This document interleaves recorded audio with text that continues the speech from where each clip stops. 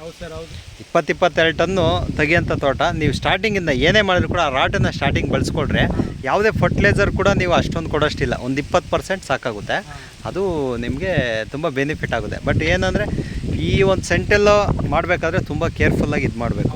ಈಗ ಹೂವು ಒಂದು 2 ಸಲ 3 ಸಲ ಕೊಯ್ಯೋಷ್ಟೊತ್ತಿಗೆ ಸಣ್ಣ ಆಗ್ಬಿಡುತ್ತೆ. ಬಟ್ ನಿಮ್ಮಲ್ಲಿ ಹೂವು ತುಂಬ ಇದಿದೆ.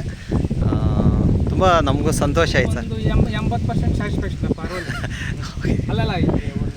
ಅಲ್ಲಲ್ಲ, ಹೌದು. ಈಗ ನಮ್ಗೆ ಎಷ್ಟು ಇದಿರುತ್ತೋ ಅದ್ರ ಪ್ರಕಾರ ಇದು ಮಾಡಬೇಕು. ನಮಗೂ ತುಂಬ ಸಂತೋಷ ಆಯ್ತು ಸರ್. ಅಷ್ಟು ದೂರದಿಂದ ಬಂದು ತೋಟ ನೋಡಿ ಹೂವು ಕಲ್ಲರು ಶೈನಿಂಗು. ಯಾರು ನಂಬಿಲ್ಲ ಸರ್ ನಾನು. ಹಾಂ ಸರ್. ಫಸ್ಟು ಇವರೇ ಕೊಟ್ಟಿದ್ದು. ಹಾಂ, ಪೃಥ್ವಿ ಅವರು. ಹಾಂ, ಫಸ್ಟ್ ಟೈಮ್ ಇವ್ರು ಕೊಟ್ಟಿದ್ದು. ನಾನು ಸೆಕೆಂಡ್ ಟೈಮ್ ಹಾಂ, ಮುಂದೆ ಒತ್ಕೊಂಡು ಬಸ್ಸಾಗಿ ಬಂದಿದ್ದೀನಿ.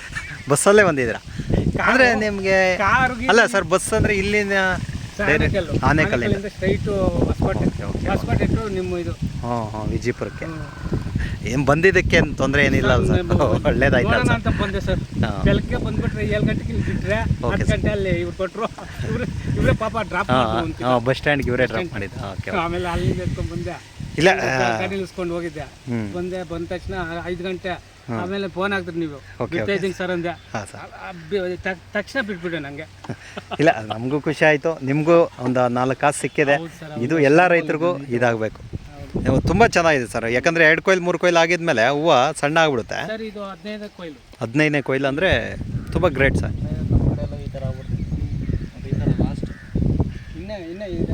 ಹಾಂ, ಇನ್ನೂ ಮಗ್ಗಿದೆ ಅಲ್ವಾ? ಇನ್ನೂ ಮಗ್ಗಿದೆ. ಹೌದು. ಹಾಂ, ರೇಟ್ ಇನ್ಮೇಲೆ ಲಕ್ಷ್ಮಿ ಆಗಲಿ ಬಿಡಿ ಸರ್. ಅವರು ಚೆನ್ನಾಗಿರ್ಬೇಕು. ನಮಗೂ ಒಂದೇ ಸಲ ಶೂಟಲ್ಲಿ ದುಡ್ಡು ಕೊಟ್ಟಾಗ ಅವರು ಚೆನ್ನಾಗಿರ್ಬೇಕು.